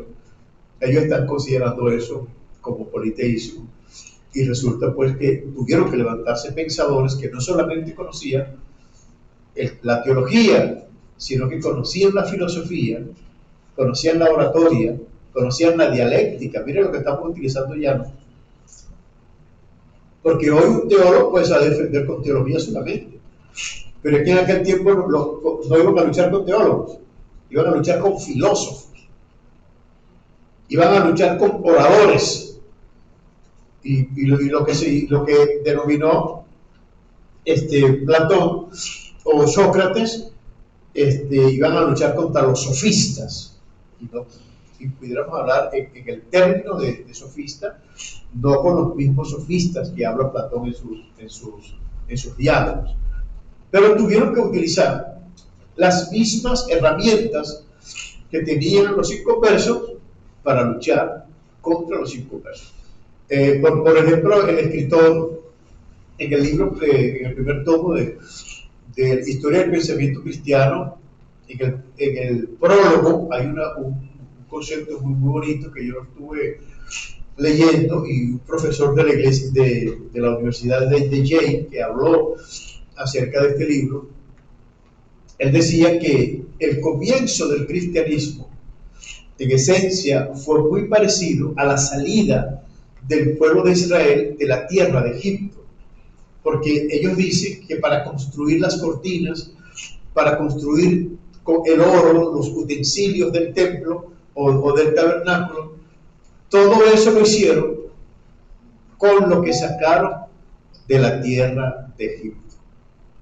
¿Se entiende lo que estoy diciendo? ¿Se puede entender? Es decir, que el cristianismo comenzó a defender en el primer siglo los principios cristianos con planteamientos que utilizaban los demás, como es la filosofía, la oratoria, la dialéctica y esas cosas afines a esos planteamientos filosóficos. Es decir, que hubo una mezcla muy importante entre la religión y la filosofía. Y eso es bueno que se sepa. Eso es bueno que se sepa, porque es la realidad. Dime. Hay un punto importante, que es el hecho, uno, de que ya el no existe en sí, pero cuando en el siglo I no existía como tal una Biblia. Claro. Asunto 1. Otra cosa más. Asunto 1. Y asunto 2. Con los que estaban debatiendo, no creían en esa Biblia. O sea, que decirle, no, mira, tú estás equivocado porque Primera de Pedro dice esto, no tenía ningún sentido para ellos, porque ellos no creían en Pedro. Entonces tenía que usarse argumentos lógicos y racionales para poder debatir con esas personas. Es cierto. Y bueno, y vea cómo ya la historia misma en sus propios anales de lo que es la historia del pensamiento cristiano, bueno, hemos tenido que luchar y hemos tenido que trabajar con las mismas herramientas que tenían ellos para defender el cristianismo. Y se fueron dando las cosas, comenzaron a aparecer los libros de los apóstoles, y estamos hablando del año 300, por decir algo. Hay un emperador llamado Diocleciano que fue una bestia destructora, y se cree. Yo leí un libro que se llama Evidencias que exigen un veredicto, escrita por un apologista, por cierto, llamado George McDowell, un norteamericano, el mismo que escribió Algo más que un carpintero. ¿Se acuerdan del librito ese que se titula Algo más que un carpintero? Lo han leído, de George McDowell. Pero él escribió 2 libros titulados Evidencias que exigen un veredicto. Y en el primer libro, el primer tomo, él habla de Diocleciano, y que una de las formas de la depuración de los libros inspirados por Dios, en este caso de los libros escritos apostólicos, era que todo aquel que tuviese un escrito apostólico debía morir. De modo que aquellos que tenían pseudocartas de los apóstoles comenzaron a decir, bueno, no, esto es una cosa que yo encontré por ahí, pero ¿sabes?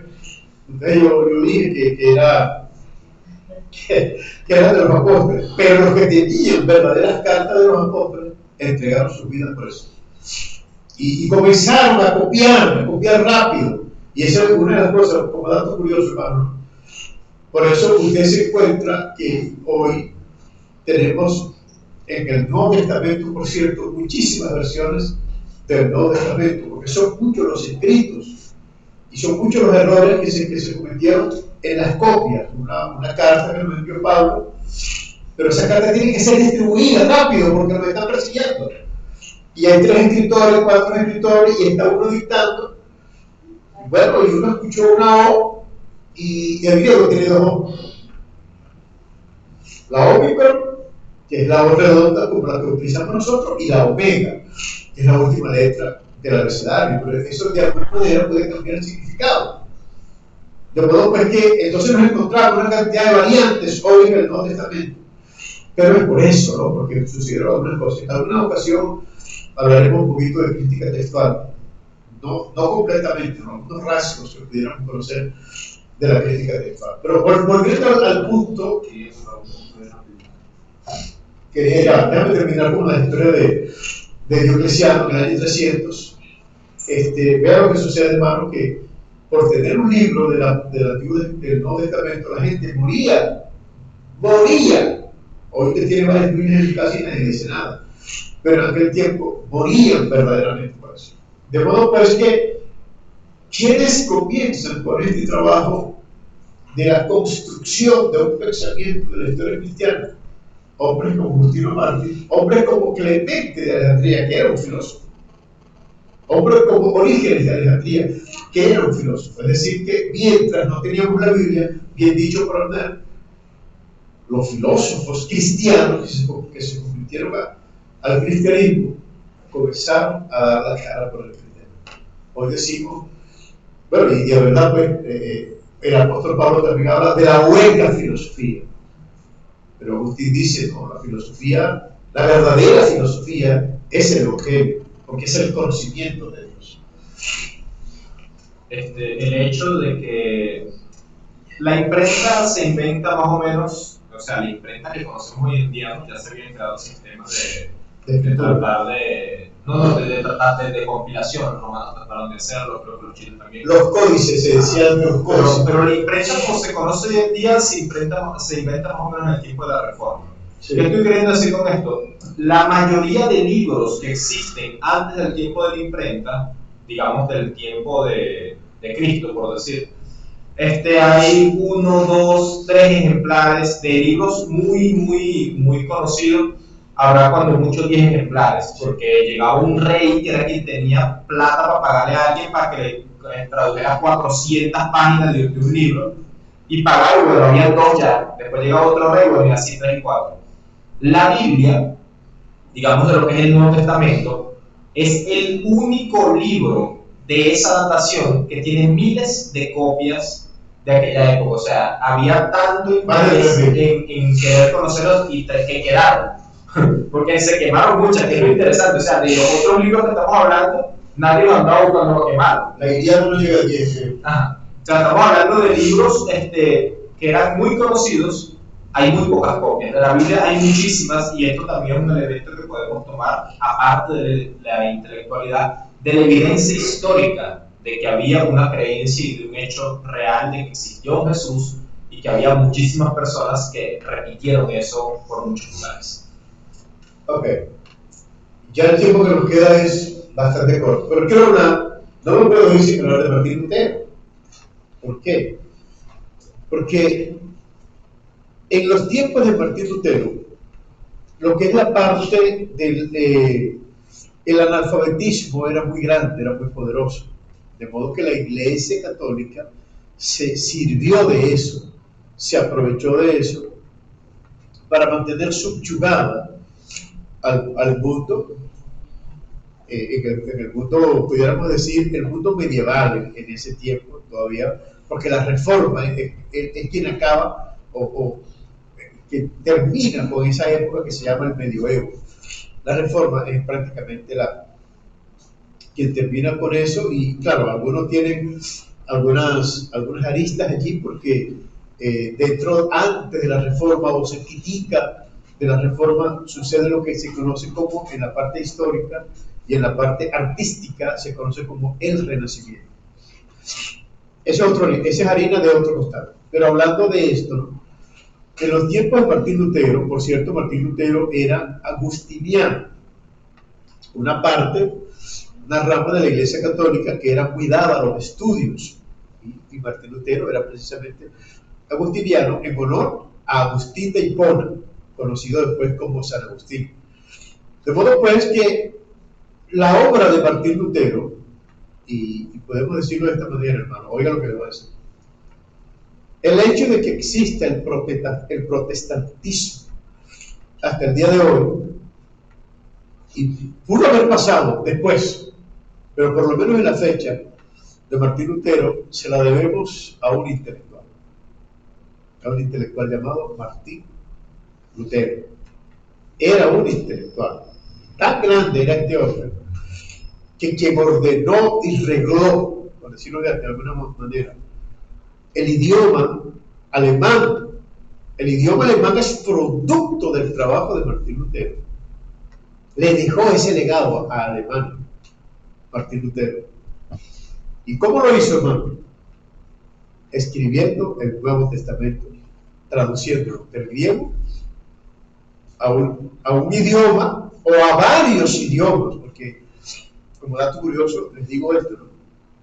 En España se habla español, en Inglaterra se habla inglés, en Italia se habla italiano, en Francia se habla francés, pero en Alemania no se habla alemán, porque no hay una lengua que pueda decir que es alemán, sino que es una mezcla de las tribus de varios pueblos que componían a Germania, a Alemania, y Martín Lutero se encargó de darle cuerpo y de unir esos pensamientos para dar un idioma tan complicado, tan complejo como es el alemán, que llegó a decir un filósofo, un pensador alemán, no me acuerdo quién fue, que lo dijo.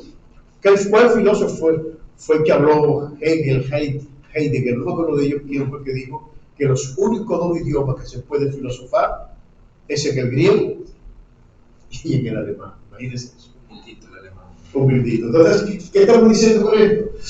Que la intelectualidad de Martín Lutero forjó una lengua como la alemana, revolucionó o reguló, para hablarlo de esta forma, lo que es el idioma alemán, construyó esa estructura de pensamiento alemán a través de un idioma, y ese idioma como producto de la traducción del Nuevo Testamento del griego al idioma alemán, obra de Martín Lutero. Las escuelas comenzaron a florecer por toda Europa, obra de todo este trabajo, porque la cristiandad trajo esto al mundo, ¿no? Claro, también pudiéramos decir que de alguna manera el catolicismo hizo algo aquí, por ejemplo, en Latinoamérica, pues, ayudado por la corona española y todas esas cosas. Pero desde ese punto de vista de un cristiano protestante, bueno, es Martín Lutero el hombre que se encargó de hacer ese gran trabajo, y según mi punto de vista, si no fuera por la intelectualidad de ese hombre, quién sabe cuántos años más hubiésemos pasado en el oscurantismo católico. Algo tendría que haber hecho Dios, pero él fue la herramienta que Dios utilizó para darnos lo que hoy tenemos, como es el protestantismo, como utilizó el apóstol Pablo en su tiempo para dar la predicación a los gentiles del cristianismo, y así sucesivamente. Dios ha utilizado hombres en el transcurso del tiempo para hacer grandes cosas por las comunidades, por los pueblos, por la información, por la enseñanza, pero casualmente, hermano, casi siempre ha utilizado intelectuales. Cristianos en este caso, hombres que amaron a Dios y que no se detuvieron solamente a pensar, y aunque son palabras del apóstol Pablo, que la letra mata, que no se puede estudiar porque la letra mata, no puedo leer porque la letra mata, y toda esa gran cantidad de cosas que nos han traído dentro de nosotros. Yo como padre de familia, antes de ser pastor, como padre de familia me propuse un proyecto en mi vida, un proyecto personal, y fue de construir una familia que amara a las letras, que amara las escrituras, que amara a Dios sobre todas las cosas. De modo pues que de alguna forma de lo que Dios me daba, económicamente hablando, traté de comprar libros, de traer información a mi casa, de manera pues que los hijos que Dios me estaba dando, estamos procreando, mi esposa y yo, se pudiesen rodear de información. Bueno, ellos dicen ahorita que ellos son así, nacieron así, pues, su intelectualidad, y yo agradezco a Dios por eso, pero siempre hay una razón de las cosas.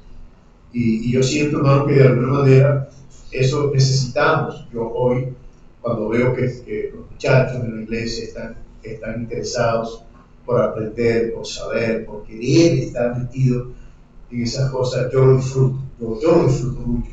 Porque yo digo, ya cuando nos veamos en esta tierra, porque estamos un poquito más avanzados en edad, bueno, tenemos una generación que va a hacer un trabajo bonito, un trabajo hermoso para la obra del Señor, y lo van a hacer con amor a Dios y con amor a las Escrituras, con amor a las letras. No sé, creo que hay algunas preguntas por ahí, ¿no? Es lo que todavía acabo de mandar un mensaje a Ned. Creo que me las está mandando. Con la ley. Sería bueno. No, lo que pasa es que si quieres pásame tu cuaderno, si las tienes anotadas en el cuaderno. Tenemos 5 minutos. Exacto. Bueno, pero mientras tanto, si quieres verlas escribiendo, hay un puntico que yo creo que es bueno. Sí. Hay un puntico que creo que es bueno que se explique, porque se ha venido diciendo desde el inicio que se está malinterpretando el punto de que la letra mata y el vivifica. Pero no ha dicho en ningún momento cuál es la correcta interpretación. Porque vamos a interpretar. Libro de Éxodo, capítulo 32, habla de las tablas de la ley. Entonces Moisés descendía del monte, y en ese tiempo Israel construyó un becerro de oro. Ese becerro de oro, cuando Moisés lo vio, dice la Biblia que quebró las tablas de la ley. De modo pues que en el capítulo 33 Moisés tiene que volver a subir al monte, pero ahora tiene que llevar unas tablas de abajo y tiene que escribir la ley ahora. Ahora resulta que en las primeras, cuando él sube y desciende, su rostro brilla y tiene que ponerse un velo. Pablo interpreta ese velo como el impedimento de los judíos para entender la ley. De modo que la tabla que traía Moisés en las manos era pura letra, porque el espíritu lo tenía, era la otra tabla, las que fueron rotas, pero esa gloria que tenía esa tabla tenía que reposar en algún sitio, y reposó en el rostro de Moisés. De modo que Moisés, cuando hablaba con el pueblo, se ponía un velo, el pueblo no podía entenderlo, pero cuando hablaba con Dios, se quitaba el velo. De modo que Pablo, dando interpretación a este pasaje, segunda carta a los Corintios, capítulo 3, dice que todavía cuando leen a Moisés, el velo está puesto hasta que conozcan a Jesucristo y el velo les sea quitado. El libro de los Hebreos dice que ese velo es el cuerpo de Cristo y que es el mismo velo que se rompió en lo que narra los evangelios cuando el lugar santo se une al lugar santísimo, porque se rompe el velo. Entonces dice el escritor de los Hebreos que ese velo es el cuerpo de Cristo, y rompiéndose el cuerpo de Cristo nos dio acceso al lugar santísimo, que es donde está la interpretación de la parte espiritual. Entonces, ¿qué es lo que pasa? Que la letra que mata es la letra que no conoce la verdad de Dios, que no refleja la verdad de Dios. No es la letra de la Biblia como tal, no. Es la letra sin la interpretación bíblica, la letra sin espíritu. Entonces, de esa letra es que el apóstol Pablo está diciendo que esa letra mata. De modo pues que la gente interpretó eso de una manera literal y ya prácticamente no se puede leer la Biblia. Y yo escuché en muchas ocasiones que se decía en mi tierra que el que lee mucho la Biblia se vuelve loco. ¿Ustedes llegaron a escuchar eso? Sí. Bueno, precisamente por eso. Yo no conozco todavía a nadie que se haya vuelto loco por leer la Biblia, todo lo contrario. Por no leerla así. Exactamente. Por no leerla es posible que haya mucha gente loca. Entonces, la idea es esa. Lea la Biblia, trate de entenderla y trate de hacer cosas importantes, interpretando la palabra del Señor, y si no la entiende, bueno, busca la forma de entenderlo. Tiene que haber maestros que enseñen la palabra del Señor. Esta pregunta tiene un poco de relación con lo que hablamos el segundo día. Dice, Me gustaría conocer cuál sería su opinión con relación al futuro de la Iglesia en vista de lo que en vista de que se le da más protagonismo en las prédicas a la experiencia que al conocimiento. Voy a hacer un poco de contexto aquí con el segundo día y después te contesto. Ok. En el segundo día, cuando estábamos hablando de los antecedentes del pentecostalismo, hablamos del segundo gran despertar. Y en el segundo gran despertar, entre varios predicadores, hablamos de Carlo Finney. Ahora, ¿cuál fue una de las características del segundo gran despertar y de las cruzadas que hacía Carlo Finney? Que se le hablaba al hombre de la necesidad de tener una experiencia, un emocionalismo, de sentir algo, de que no era suficiente con recibir al Señor y quedarse sentado, eso no estaba bien, sino que el hombre tenía que salir corriendo, que brincar, que saltar, o sea, y ese tipo de pensamientos, como hablamos de los antecedentes, se unieron una serie de pensamientos y forman el pentecostalismo. Pero dentro de nuestra iglesia, esa idea sigue muy presente. Es decir, el hombre está más interesado en experimentar que en entender. Ok, la pregunta es, dice, ¿cuál sería su opinión con relación al futuro de la iglesia en vista de que se le da más protagonismo en las prédicas a la experiencia que al conocimiento? Ok, si la iglesia en todas las generaciones, Dios va a levantar hombres y mujeres que traten de que se mantenga, porque el fundamento de Dios se mantiene firme. Pero el consejo que yo doy, y mi opinión es que si la iglesia no busca el conocimiento de las Escrituras, pues va a ser engañada con facilidad. Si nosotros manifestamos o dejamos lo que es el planteamiento bíblico a través del empirismo, a la experiencia personal, el apóstol Pablo dice que ninguna palabra de la Escritura es de interpretación privada. Y esto lo digo, hermano, porque Dios no va a tratar con todos de la misma manera. De modo que alguien pueda tener una experiencia, y no voy a decir que no sea de Dios, es posible que sea de Dios. Lo que no significa, o sea, que sea de Dios no significa que sea doctrinado. No sé si me estoy explicando con lo que estoy diciendo. Porque le pongo un ejemplo. La Biblia dice que Cristo escupió, hizo barro y lo untó al cielo con los ojos. Lo hizo Cristo. ¿Será de Dios o no será de Dios? Pero si a mí me duele un poco y usted va a hablar por mí, hermano, y me va a echar un salivazo en un ojo, yo le recomiendo que corra duro. O sea, yo no puedo convertir eso en una doctrina. ¿Se entiende? O de un chaquetazo. No, que tampoco de un chaquetazo porque es un peligro final. Entonces, no podemos hacer cosas de nuestras experiencias personales como una doctrina, porque para la doctrina está la Escritura. Por eso el apóstol Pedro, primera de Pedro capítulo 4, verso 11, dice la Biblia de esta manera: si alguno habla, y está hablando de la palabra, por cierto, si alguno habla, hable conforme a las palabras de Dios. No puedo hablar, o sea, no puedo predicar, en este caso es predicar, con mi experiencia. Tengo que predicar con la palabra del Señor Jesucristo, porque es la que se ha mantenido durante 20 siglos, 21 siglos, hablando del Nuevo Testamento. Antes, por supuesto, desde que el mundo tenemos la palabra de Dios. Ahora, hay experiencias que son personales, como aquella cuando David fue y le dijo al sacerdote: tengo hambre. Y el sacerdote le dijo: mira, aquí lo que están son los panes de la proposición, pero tú sabes que no es lícito darle esto a un civil, no sabes que no sea un sacerdote. Y le dijo David: ¿cómo hacemos? Muriendo de hambre. Y le dijo: mira, si te has mantenido y me has tocado mujer durante 3 días, no, chico, y dice: guay, pero no sé lo que es eso. Bueno, ya tenemos más 5 metros. Y Cristo después reivindicó esa acción y le dijo que el sacerdote le dio los panes a David y fue sin culpa. Eso no significa que todos los días haya una panadería en el templo o un tabernáculo haciendo cola para que le dieran los panes de la proposición. Entonces, a veces hay acontecimientos personales, experiencias personales que se convierten en doctrina, y eso no puede ser. O sea, la doctrina tiene que estar basada en la palabra de Dios.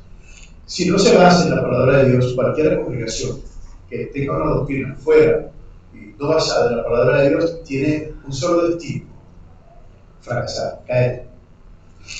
No hay otra cosa. ¿Por qué se ha mantenido el Evangelio? Porque el fundamento de Dios está firme. ¿Cuál es el fundamento de Dios? La palabra de Dios. Sobre esta roca edificaré mi iglesia. Ese es el Dios. Creo que no hay más preguntas. ¿Una pregunta, muchachos? Me parece bien. Bueno, hay un detalle que aclarar hoy que, bueno, se va a repetir mañana dentro de lo que cabe, y es el hecho de que su intelectualidad no lo salva, y mañana se va a dar cuenta que su espiritualidad tampoco.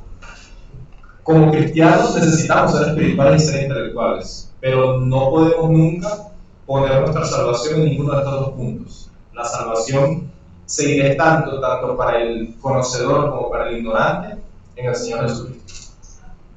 Bueno, gracias por aclarar estas cosas. Pero yo pienso que se ha seguido una tendencia importante desde el primer día hasta ahora, donde se han ido tocando los puntos específicamente, hablando de lo que es la iglesia como tal, hablando de su esencia, luego hablando de lo que es la parte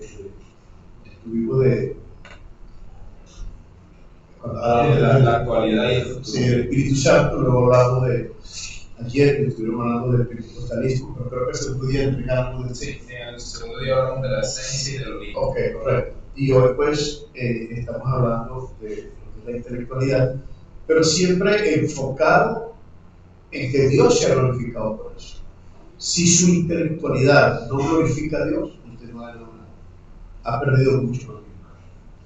Y como dijo usted, aún su espiritualidad debe glorificar a Dios. Mañana lo esperamos acá en los versos.